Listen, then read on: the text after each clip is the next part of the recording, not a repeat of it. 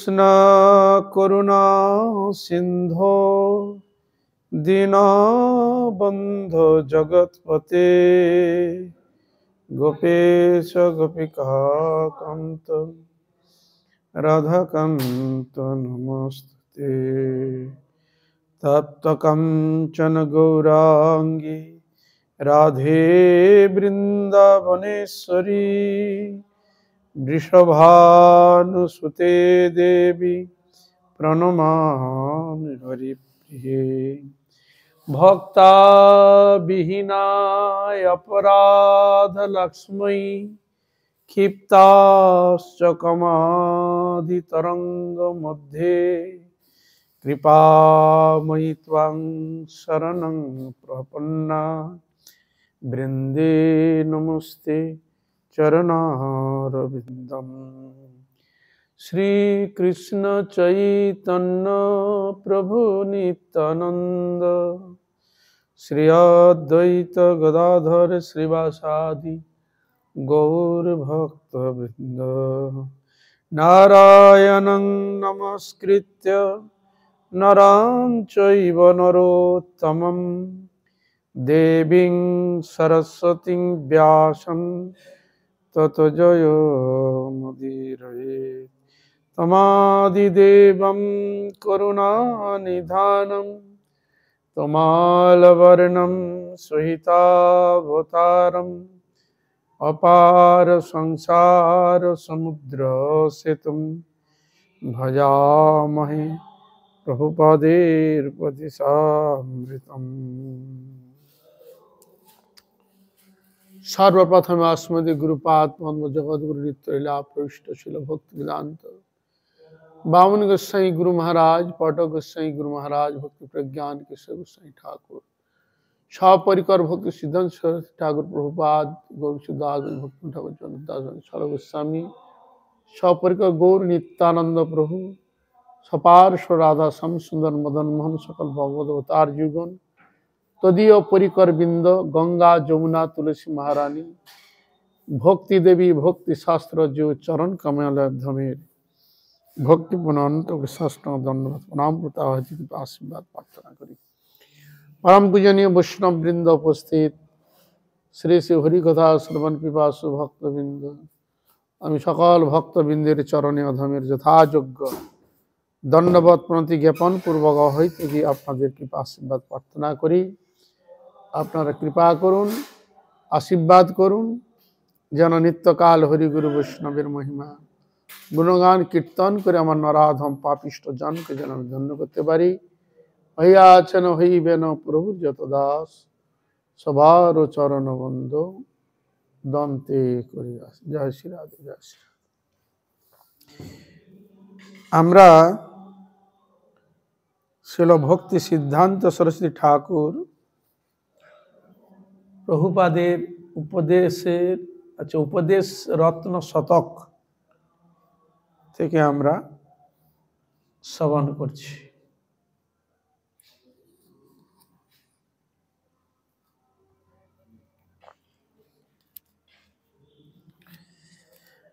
বলছেন অপরের সুখ ভোগের ব্যাঘাত হইলে তাহা পরিপূরণের চেষ্টাকেই মূর্খ লোকেরা জীবে দয়া বা পরোপকার বলে। ছিল ভক্তি সিদ্ধান্ত সরস্বতী ঠাকুর প্রভুপাদের তার বক্তব্য একবার সাফ, একবার পরিষ্কার। বলছেন অপরের সুখভোগের ব্যাঘাত হইলে তাহা পরিপূরণের চেষ্টাকেই মূর্খ লোকেরা জীবে দয়া বা পরোপকার বলে। কিন্তু পরোপকার বা শ্রেষ্ঠ উপকার উহা নহে। জীবের বহির্মুখ ভোগ প্রবৃত্তি পরিবর্তন করাই ভগবৎ সেবায় নিযুক্ত। করাতে পারিলে প্রকৃত পরোপকার হয়। এই যে আমাদের ভোগবৃত্তি, এই ভোগবৃত্তিরা তো জন্ম জন্মেই ভোগবৃত্তি রয়েছে। আবার এই ভোগের জন্য যদি কেউ ইন্ধন জুগিয়ে দেয়, মানে সেটা কি তাকে যথার্থ তাকে দয়া করা হলো? এটা বলতে যাচ্ছে। তাই ইনি বলছে তুমি এমন একটি করো যেন জীবের জড় প্রবৃত্তি ভোগবৃত্তিটা যেন ঈশ্বর উন্মুখী হয়। তাহলে কি হলো? তার পরমার্থ বস্তু লাভ হলো, আর জীবন তো থাকলেই সে তো তাকে কিছু দিতেই হবে, তা উভয় কাজ সমাধা হয়ে গেল।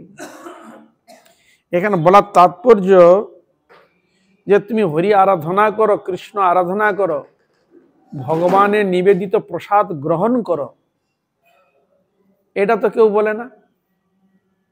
বলে? বলে কি যে আপনাকে এইগুলো দিলাম, তুমি আমার প্রভুকে গোবিন্দকে ভোগ লাগিয়ে তোমরা প্রসাদ পাবে? বলে কেউ? বলে না। তার এইটুকু উপদেশটা দিতে আমরা পারি না কেন? আমি তো করি না, ওদিকে কি বলবো?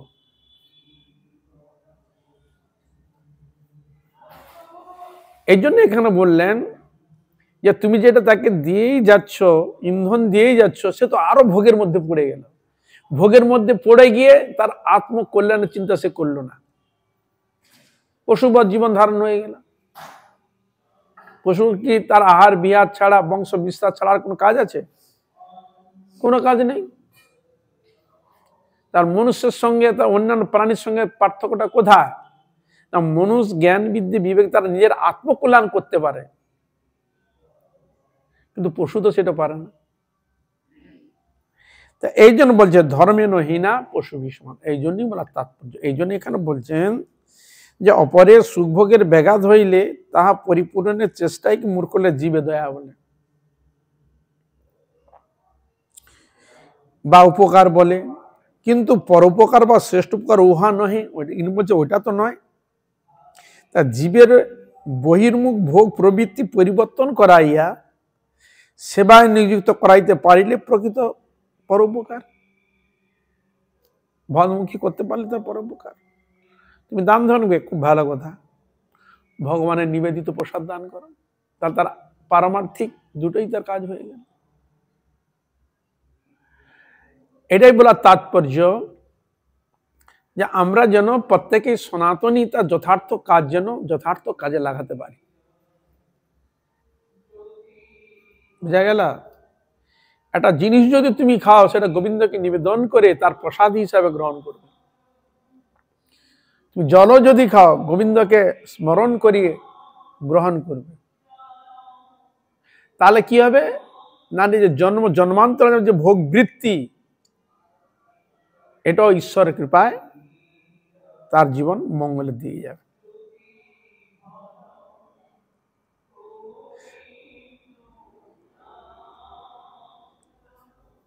মানে মানুষ ভোগ করে করে এমন প্রবৃত্তিতে এসে গেছে, আর ভোগ কমাতে যাচ্ছে না, ভোগ বাড়িয়ে দিচ্ছে। বিদেশিতে একটা শুনেছিলাম, একজন ছিল খুব বড় ধনাঢ্য ব্যক্তি। সে কি করতো? খেত, খুব খেত, এবং ডাক্তারও রাখতো। দেখি ভোগ করে করে কত ভোগে কি সুখ আছে, কি আনন্দ আছে দেখি। হরে কৃষ্ণ।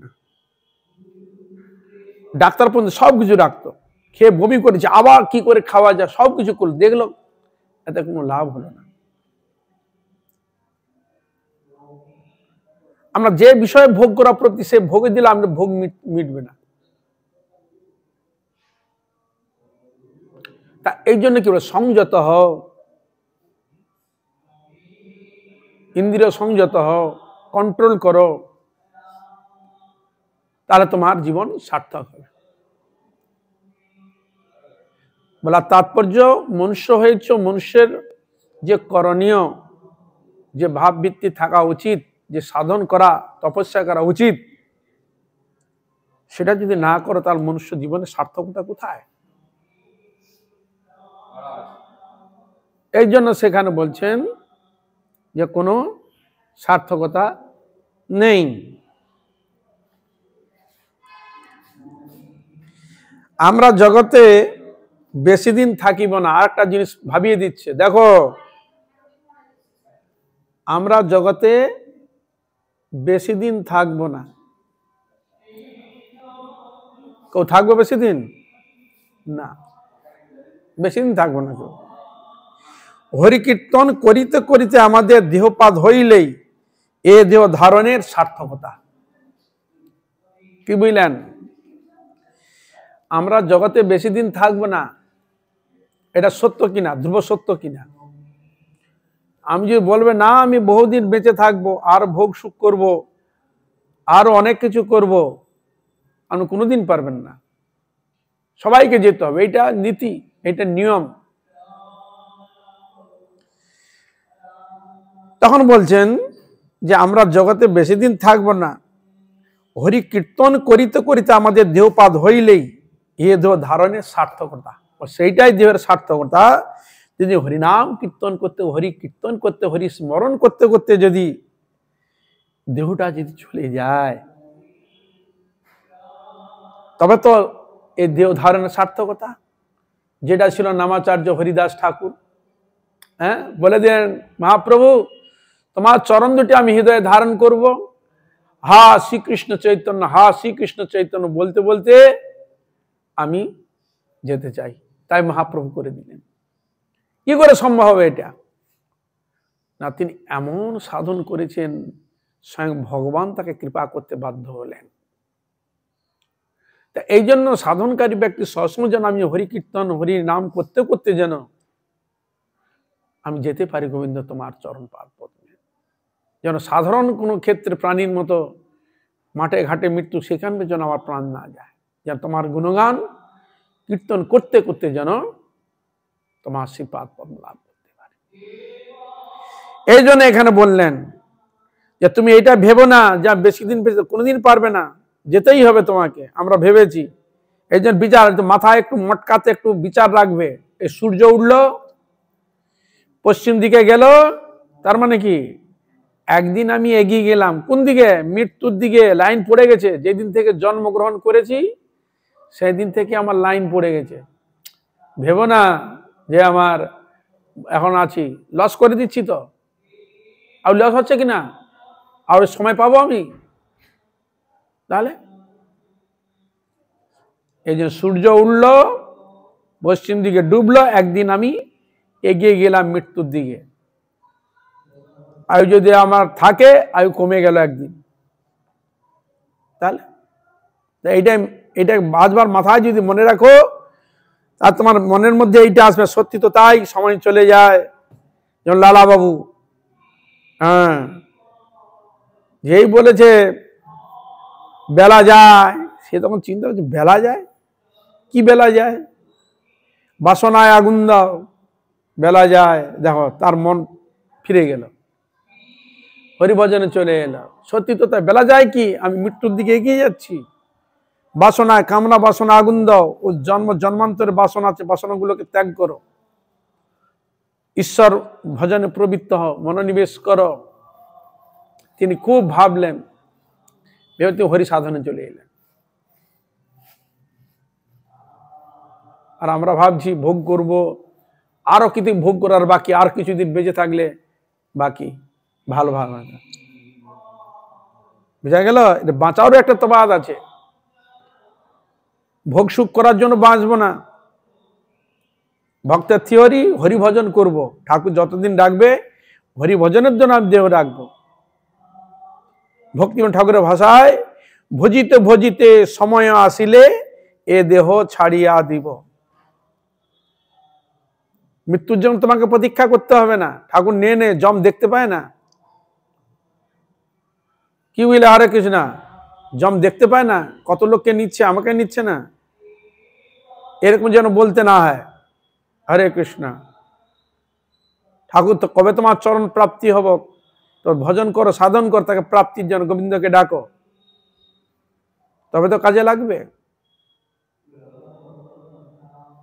তা এই জন্য বলছেন যে হরি নাম করতে করতে যেন আমার দেহটা যায়, তবে ভালো। অন্যান্য ইতর প্রাণীর মতো যেন দেহ না যায়। বুঝা গেল? হরে কৃষ্ণ। এমন কিছু করো কেউ যেন তোমাকে না বলে বেটা বেঁচে ছিল, বেটা নানা ঝামেলা, বেটা মরেছে, ভালো হয়েছে, এরকম শব্দ যেন না আসে। জীবন এমন কিছু করে যাও জগতের মঙ্গল নিঃস্বার্থভাবে কিছু করে যাও, জগতের মঙ্গল তোমার মঙ্গল হয়ে হবে।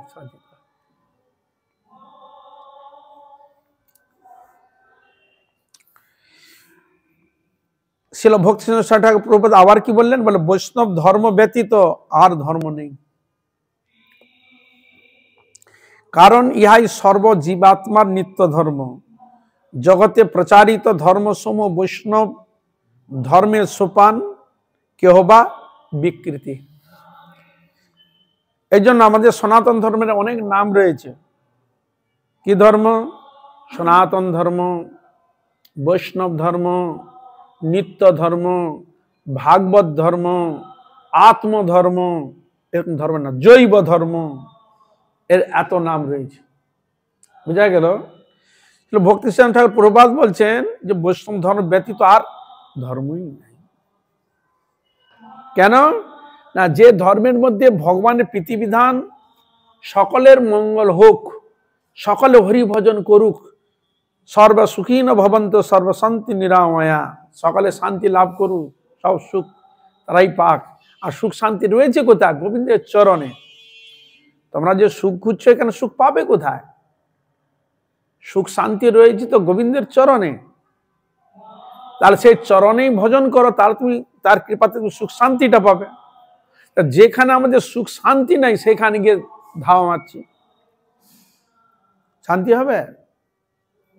তো এই জন্য ইনা বলছেন যে বৈষ্ণব ধর্ম ব্যতীত আর ধর্ম নাই, কারণ ইহাই সর্বজীবাত্মা নিত্য ধর্ম। প্রত্যেকটি জীবাত্মার এইটাই ধর্ম, গোবিন্দের সেবা করা, গোবিন্দের গুণগান কীর্তন করা। কেন সে গোবিন্দ থেকে এসেছে আত্মা। সর্বস্ব চাহাম হৃদি সন্নিবিষ্ট। প্রত্যেকটি জীব হৃদয়ের মধ্যে ভগবান, তিনি আত্মারূপে রয়েছেন। কে রয়েছে? সেই ভগবান। সে কার সঙ্গে মিলিত হতে চাইবে?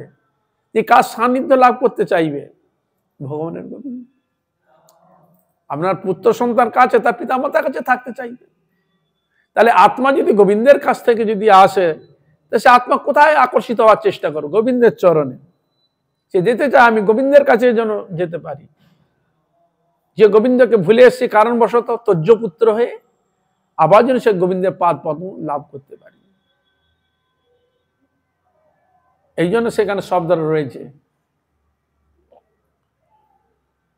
কৃষ্ণ ভুলি সেই জীব অনাদি বহির্মুখ, অতএব মায়া তারে দেয় সংসার আদি দুঃখ। কবে থেকে সে ভগবানকে ভুলে এসেছি সেটা শাস্ত্র বলছে, বলে অনাদি বলে ছেড়ে দিয়েছে।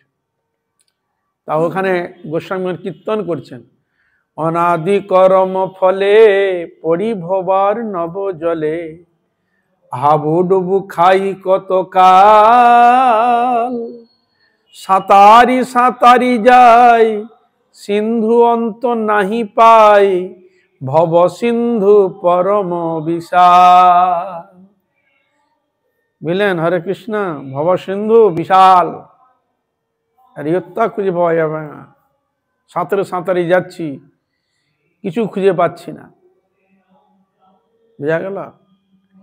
আমাদের গুরুবর্গরা এমন কৃপালু দয়ালু, গীতা ভাগবতের কথা, শাস্ত্রীয় কথা শ্রবণ করিয়ে বলে আশ্রয়ের একটা স্থান দেখিয়ে দিলেন। কে? সর্বাশ্রয় ভগবান গোবিন্দ।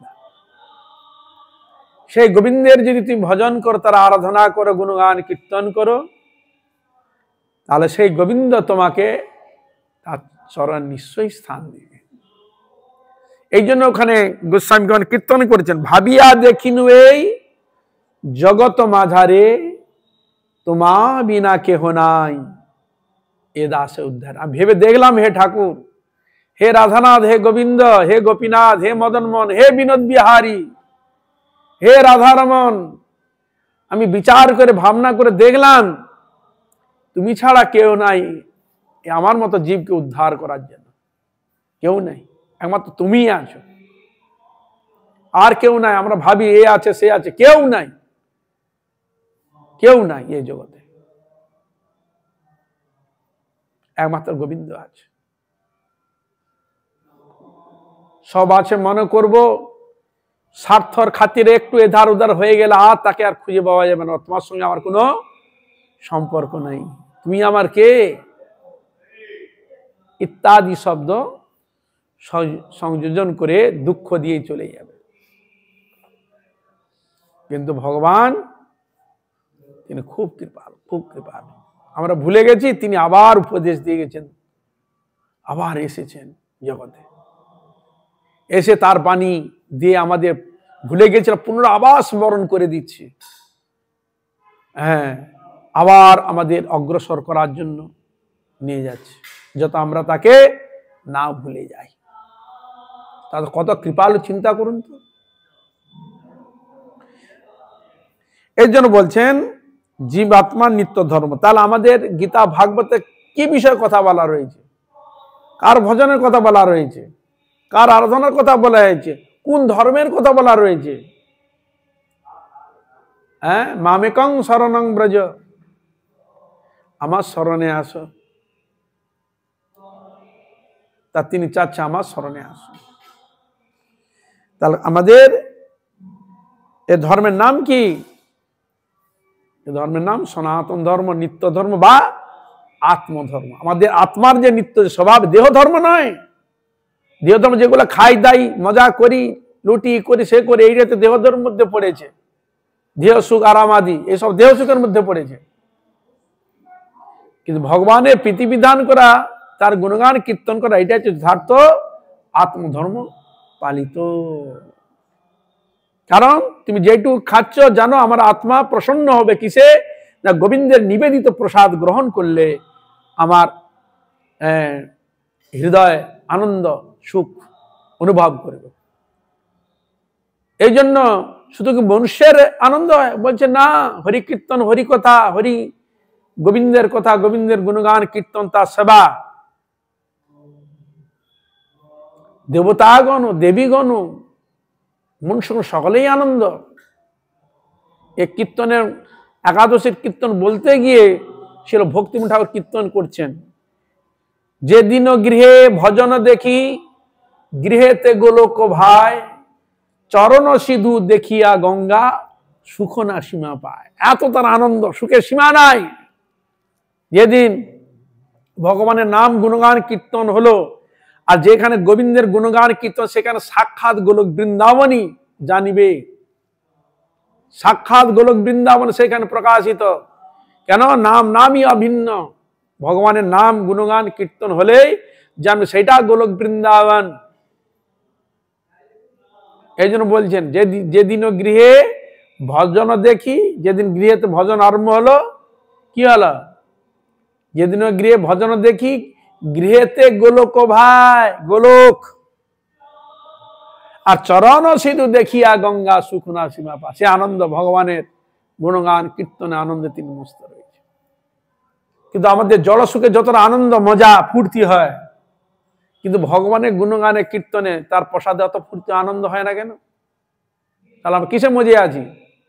এই জড় বিষয়। এই জন্য সেখানে কথার অবতারণা, বিশ্ব জগৎ মগ্ন জড় রসে, রুদ্ধ রাখিল কান, শুনিল না সাধুপদেশ বাণী, যাহাতে প্রকৃত কল্যাণ।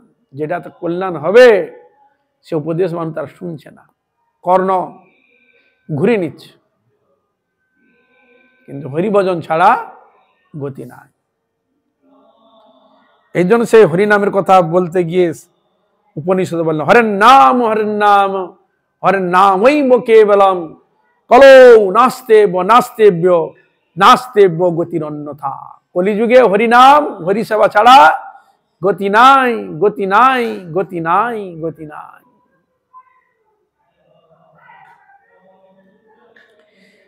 এই জন্য বলছে তাহলে আর যে রয়েছে, বলছেন যে বৈষ্ণব ধর্ম ব্যতীত আর ধর্ম নাই, কারণ ইহা সর্বজীবাত্মা নিত্যম। এটা জীবাত্মা স্বাভাবিক ধর্ম, সেটাই বৈষ্ণব ধর্মের মধ্যে পাওয়া যাচ্ছে। জগতে প্রচারিত ধর্মসমূহ বৈষ্ণব ধর্মের আর যেগুলো দেখতো সেগুলো সোপান, কেউ বা বিকৃতি। বুঝা গেল? তার একটা বিকৃতি, একটা আভাস মাত্র। অদ্বয় জ্ঞান বজেন্দ্র শ্রীকৃষ্ণই স্বয়ং ভগবান, ভগবত্তার অন্তর্গত ব্রহ্মত্ব ও পরমাত্মত্ব, বৈষ্ণবতা ব্রহ্মত্ব ও যোগিত্ব অনুসৃত।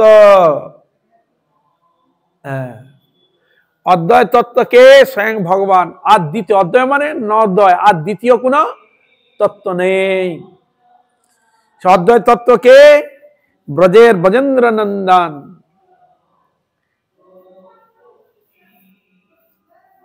অদ্বয় জ্ঞান ব্রজের ব্রজেন্দ্র নন্দন, কাম গায়ত্রী তার উপাসন। ছিল চৈতন্য চরিতামৃতে কৃষ্ণদাস কবিরাজ গোস্বামী। হ্যাঁ, এই অদ্বয় যে জ্ঞান, যে তত্ত্ব ব্রজের নন্দন শ্রীকৃষ্ণ, তার কথা বলতে গিয়ে তিনটি শব্দ সংযোজন করেছে ভগবানের তত্ত্বকে বুঝাবার জন্য: সম্বন্ধ, অভিধেয়, প্রয়োজন। সম্বন্ধ, অভিধেয়, প্রয়োজন।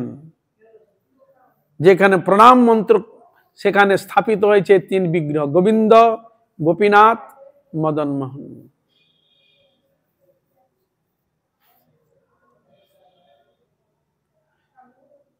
তা এই জন্য ভক্তি, ভক্ত, ভগবান নিত্য। তা অদ্বয় জ্ঞান ব্রজেন্দ্র নন্দন শ্রীকৃষ্ণই হচ্ছেন স্বয়ং ভগবান। আর যে এসেছেন অবতারগুলো কোথা থেকে এসেছেন? এই কৃষ্ণ থেকেই। কৃষ্ণ এই সব রূপগুলো ধারণ করেছে। তাই ছিল জয়দেব গোস্বামী পাদ, তিনি, তার গ্রন্থ রয়েছে গীত গোবিন্দ, সেখানে দশাবতার স্তোত্র লিখতে গিয়ে সেখানে বর্ণন দিচ্ছেন: কেশবধীত কুর্ম শরীর জয় জগদীশ হরি, কেশবধীত মীন শরীর জয় জগদীশ হরি, কেশবধৃত নৃসিংহ রূপ জয় জগদীশ হরি, কেশবধৃত রাম শরীর জয় জগদীশ হরি। হ্যাঁ, তিনি তার এইভাবেই বর্ণন দিচ্ছেন। বৈদিক শাস্ত্রেও তার বর্ণন রয়েছে।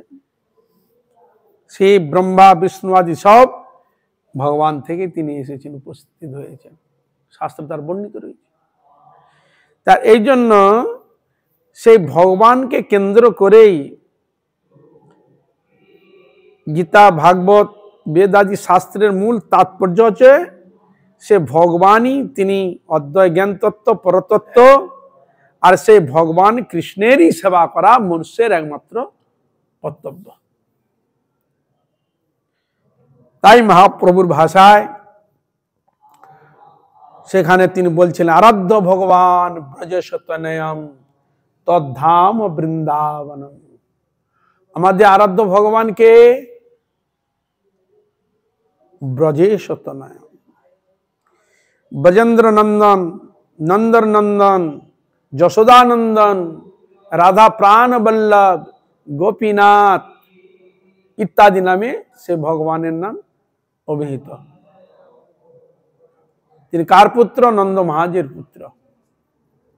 বাড়ি কোথায়? সিধাম বৃন্দাবন। বৃন্দাবনে তার নিত্যবাস, নিত্য বসতি।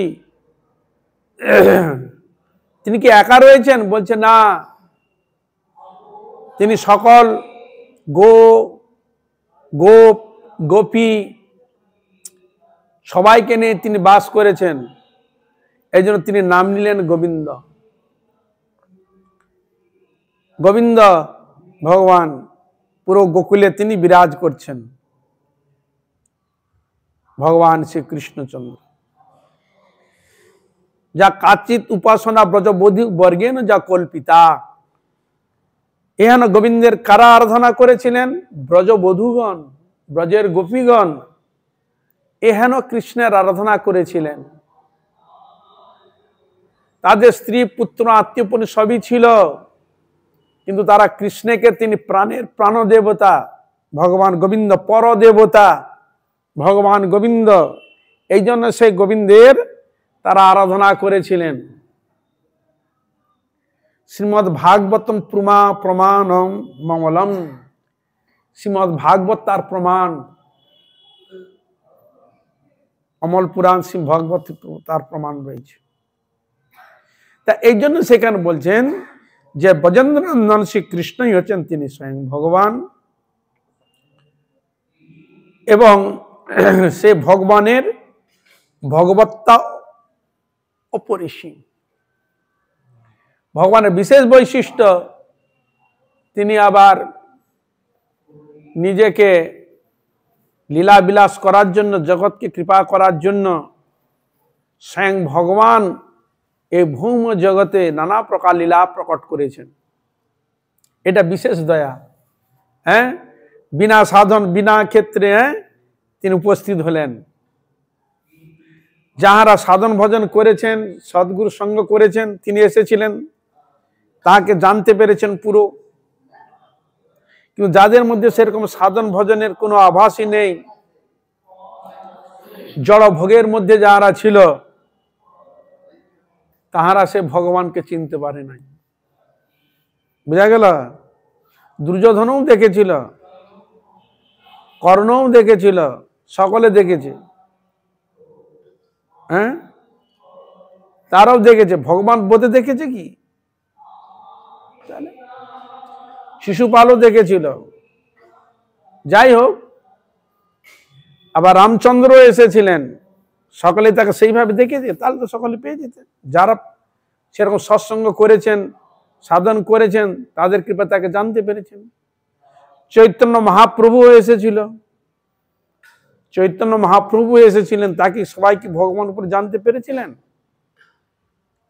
সবার যেন ওই শচী মায়ের ছেলে, জগন্নাথ মিশ্রের ছেলে ও নিমাই একজন ব্যাকরণের পণ্ডিত, ভগবান টঙ্গর উপরে জানবে? যদি তথাপি লীলার ক্ষেত্রে তথাপি মহাপ্রভু প্রকট হয়ে গেছেন। অদ্বৈত আচার্য তিনি চিন্তান্বিত, আমি এতদিন তাকে গঙ্গা জল তুলসী দিয়ে ডাকলাম, সে ভগবানের তো কোনো আশার তো কোনো কিছুই দেখছি না। তখন ওনারা বলছে, কে বলছেন?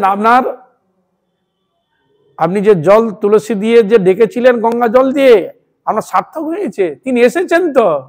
তুমি কার কথা বলছো? হ্যাঁ, তুমি কার কথা বলছো? বলে, কেন? জগন্নাথ মিশ্রের পুত্র নিমাই।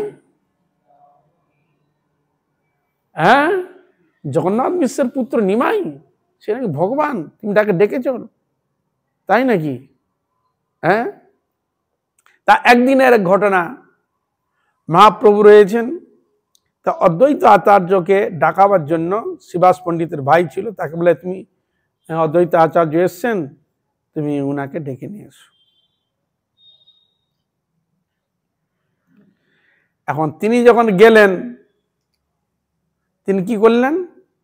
নিজেকে একটু লুকিয়ে রাখলেন, যে তিনি যদি আমার প্রভু হন, তাহলে আমি কি করছি, আমার কি বক্তব্য, কোথায় কি আছে, সব সে জানতে পারেন। হ্যাঁ, তাই তিনি এসে উপস্থিত হলেন। এসে বলে, প্রভু তিনি তো আসেন। ও, ওনাকে কি বলে ডাকতেন? নাড়া।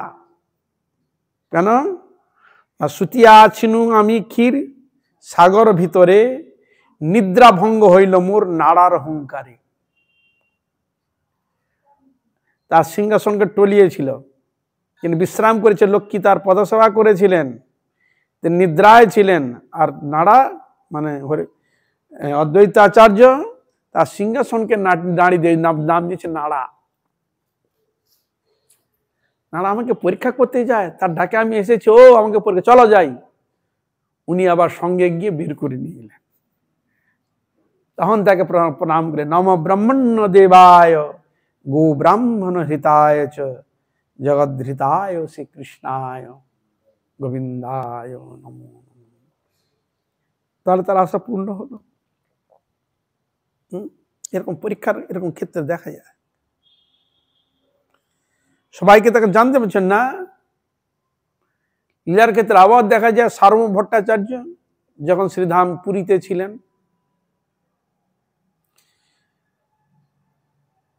সে গোপীনাথ আচার্য বারবার বলছে, দেখো তুমি পণ্ডিত হয়েছে নাম মাত্রে, তুমি শাস্ত্র পড়ে শুনে তোমার মাথা খারাপ হয়ে গেছে, তুমি এখন চিনতে পারো ভগবান নিমাই পণ্ডিত সাধারণ না, স্বয়ং ভগবান।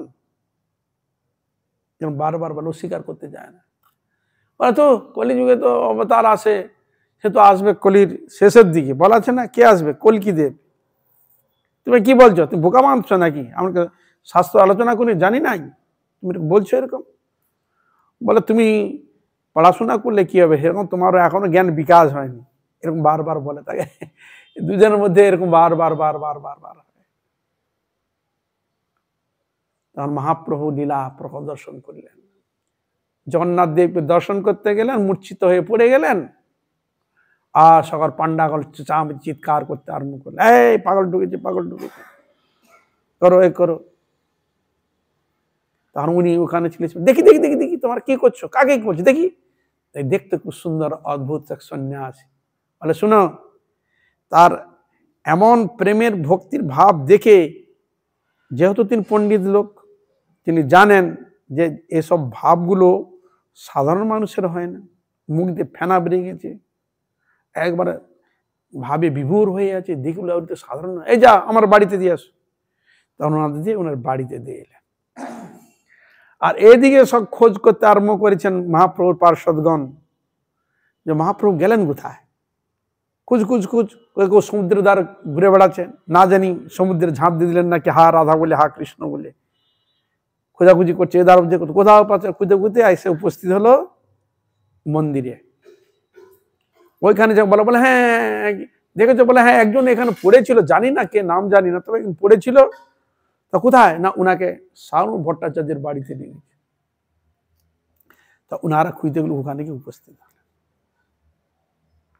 আর সারণ ভট্টাচার্য ওখানে দেখেন সেই মূর্ছিত, রাধারানী যখন মূর্ছিত পড়ে যেতেন 15 দিন 1 মাস পড়ে থাকতেন ভাবে বিভোর হয়ে, যাতা নয়, ভাবে একবার বিভোর হয়ে যায়।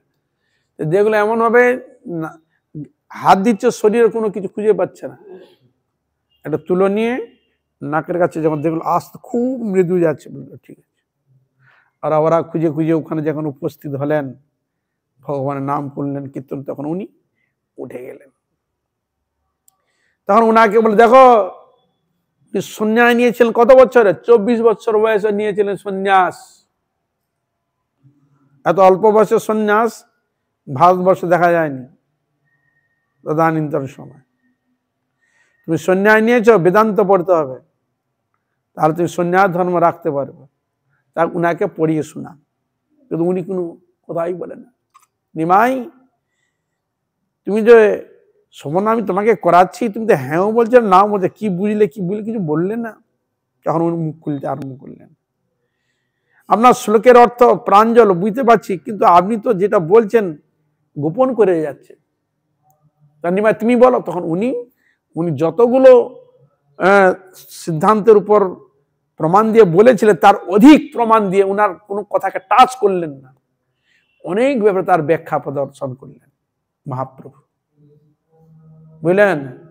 তখন তিনি জানেন, যিনি পণ্ডিত হন যথার্থ, তিনি জানেন মানুষের যত বড় জ্ঞান হোক না কেন, যত বড় তিনি বিদ্বান হোক কেন, তার একটা রেঞ্জ থাকে, এর উপর পর্যন্ত কেউ যেতে পারবে, এত দূর পর্যন্ত যেতে পারে। যত প্রকার ব্যাখ্যা হয় তিনি করেছেন, কিন্তু ইনি দেখলেন ও সব ব্যাখ্যাকে টপকিয়ে চলে গেছে। তখন আর সন্দেহ হচ্ছে, তো সাধারণ নয়, তুমি কে, হরে কৃষ্ণ, তুমি কে ঠিক করে বলো তো। হ্যাঁ, তখন মহাপ্রভু তাকে তার স্বরূপ তাকে দেখিয়েছিলেন। তখন সেই মহাপ্রভুকে তিনি প্রণাম করছেন। বৈরাগ্য বিদ্যা নিজ ভক্তি যোগ শিক্ষার্থমেক পুরুষ পুরাণ শ্রীকৃষ্ণ চৈতন্য শরীর ধারী কৃপা মুধীর্য স্তমহম প্রপদ্যে। হে মহাপ্রভু, তুমি পুরাণ পুরুষ, বেদের গোপনীয় বস্তু, তুমি মনুষ্যকে কৃপা করার জন্য তুমি এসেছ, আর সে বৈরাগ্য বিদ্যা শিক্ষা দেওয়ার জন্য, ভজন শিক্ষা দেওয়ার জন্য তুমি এসেছ। তুমি আমার প্রতি প্রসন্ন হও, তোমার চরণে আমি শরণ গ্রহণ করলাম, কৃপা মুদ্রিজ স্তমহম প্রপদ্যে। তখন তিনি মহাপ্রভুর কৃপা পেয়ে গেল। তখন বললেন, হ্যাঁ বোঝা গেল, আমাদের এই জন্য ধারণা না হয় যে বিরাট কিছু যেন দুনিয়ার ঘানলে যেন আমি জেনে গেলাম, বুঝে গেলাম, সবকিছু আমার করায়ত্ত হয়ে গেছে, হ্যাঁ, সব আমার হাতের মুঠোয় এসে গেছে, আমি বিরাট জ্ঞানী গুণী, এরকম ভাব যেন না আসে। কেন ভগবান তিনি বৃহৎ বস্তু, যাকে যতটুকু কৃপা করে যা কিছু দিয়েছেন সেটা হচ্ছে তার বিরাট সম্পদ ভেবে সেগুলো যেন গচ্ছিত করে রাখার চেষ্টা করেন। তিনি যেন অভিমানের দ্বারা, অহংকারের দ্বারা এই বিদ্যাগুলো যেন তিনি নষ্ট না করেন। এই জন্য শ্রীমান চৈতন্য মহাপ্রভুর তিনিও অদ্বয় তত্ত্ব। কেন? সে ব্রজেন্দ্রনন্দন শ্রীকৃষ্ণ রাধা ভাবে বিভাবিত হয়ে তিনি ভগবান শ্রী ব্রজেন্দ্রনন্দন কৃষ্ণই চৈতন্য মহাপ্রভু রূপে তিনি এসে এই জগতে নাম প্রেম প্রচার করে সকলে তাকে চিনতে পেরেছিল। এই জন্য বলা হয়েছে ঈশ্বরের কৃপালেশ হয়তো যাহারে সেই ঈশ্বর তত্ত্ব জানিবার। ভগবান যাকে জানান, যতটুকু জানান, যতটুকু বুঝান, তিনি ততটুকুই জানতে পারেন, বুঝতে পারেন। তাই ঈশ্বর আমার প্রতি যে কৃপা করবেন, আমার সেরকম ভক্তি, শ্রদ্ধা, অনুরাগ থাকবে, তবে তো তার কৃপাটা পাওয়া যাবে। তাই এই জন্য শ্রীমন চৈতন্য মহাপ্রভু তিনিও অদ্বয় জ্ঞান তত্ত্ব।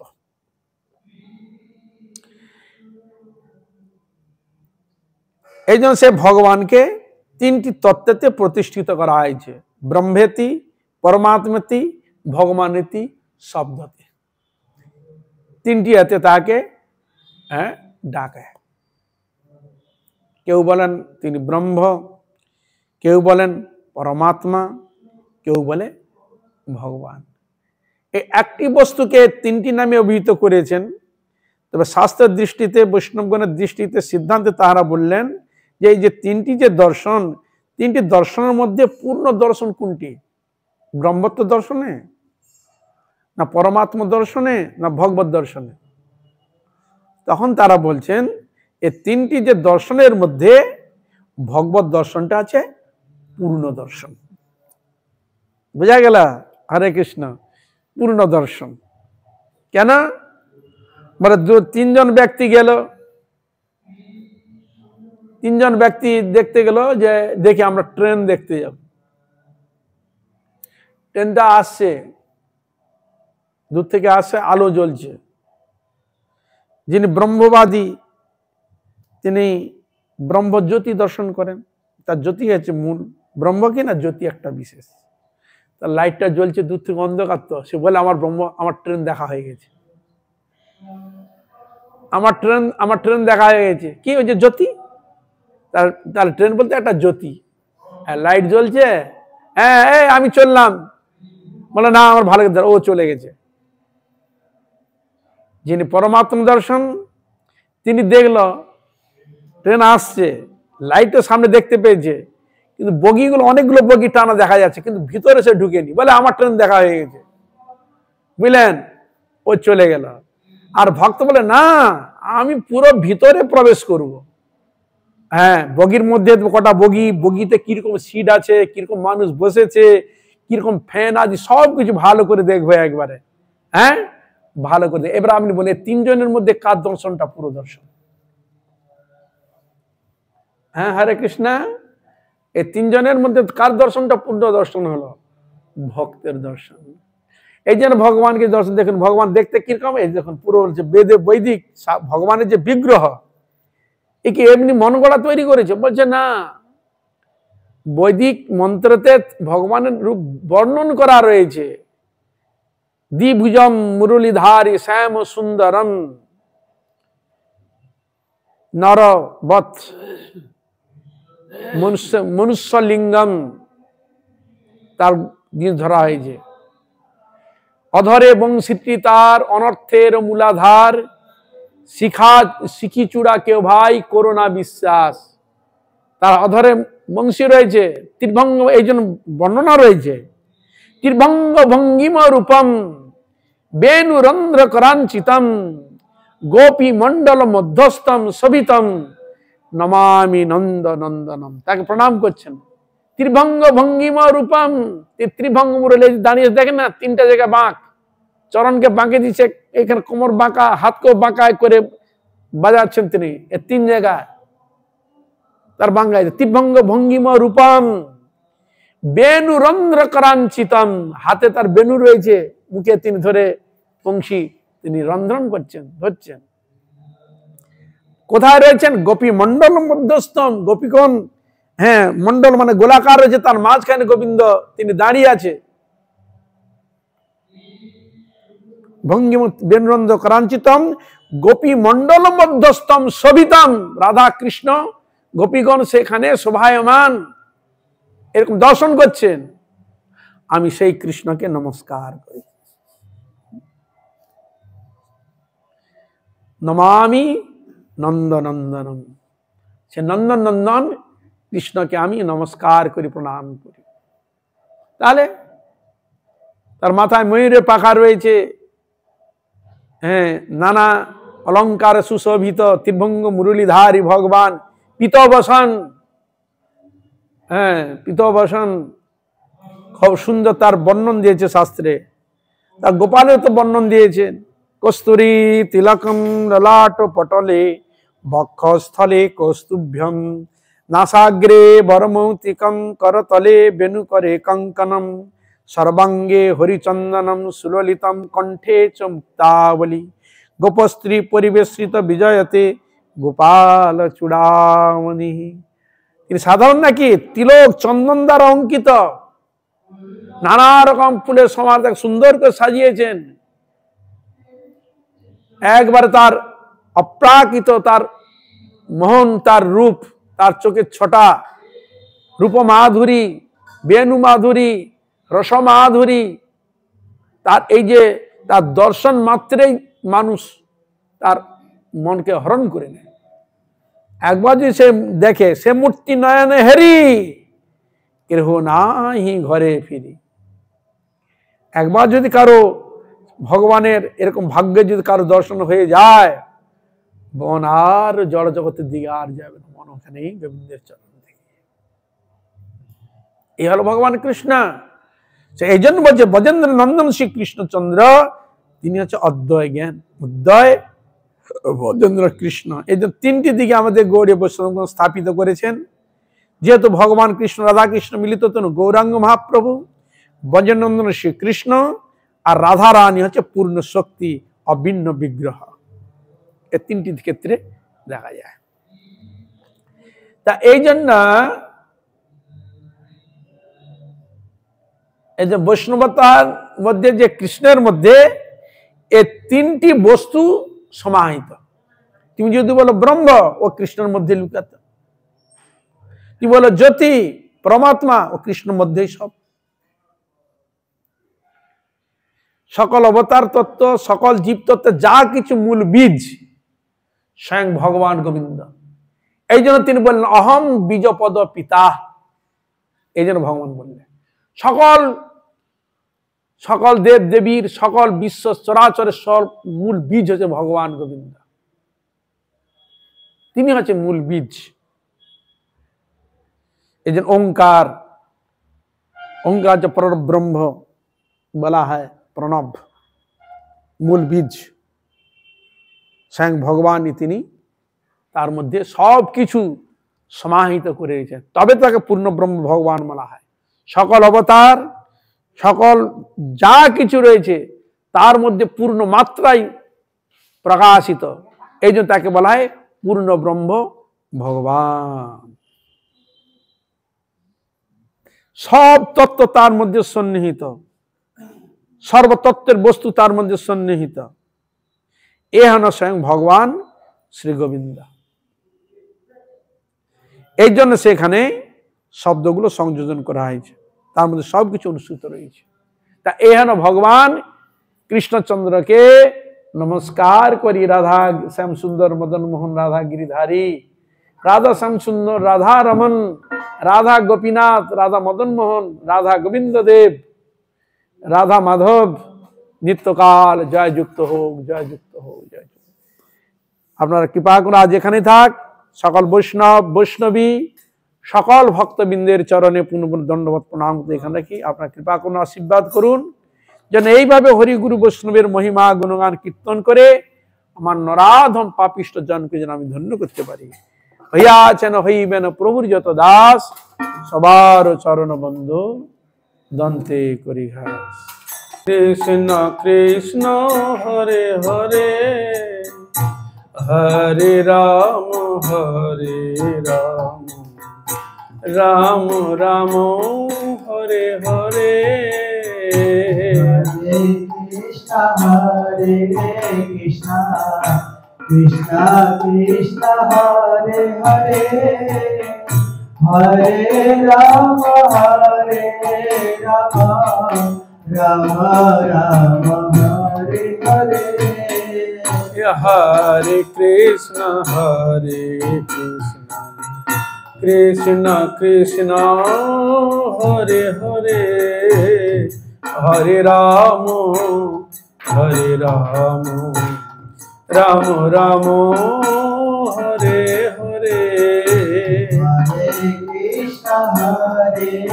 कृष्णा कृष्णा कृष्णा हरे हरे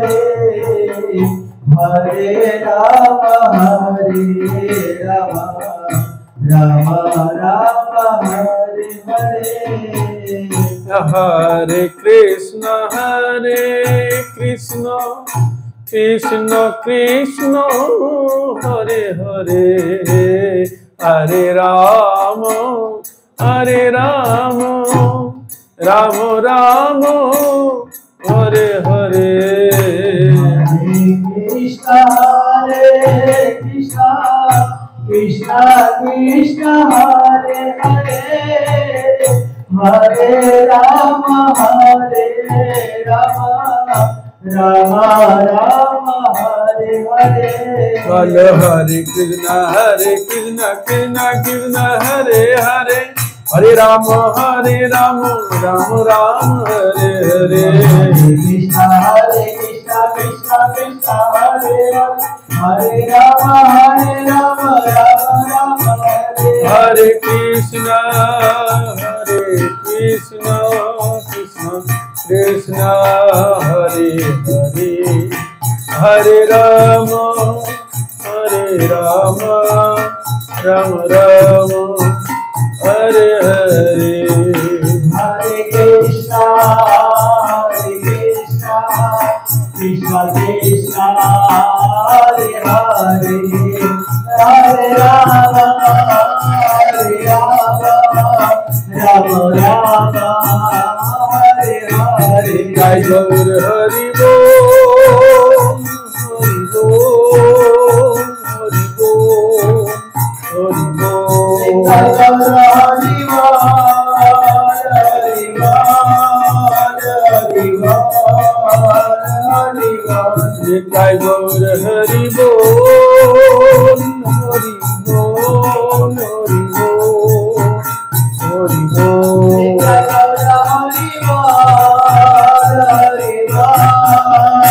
हरि बोल। हरि हरि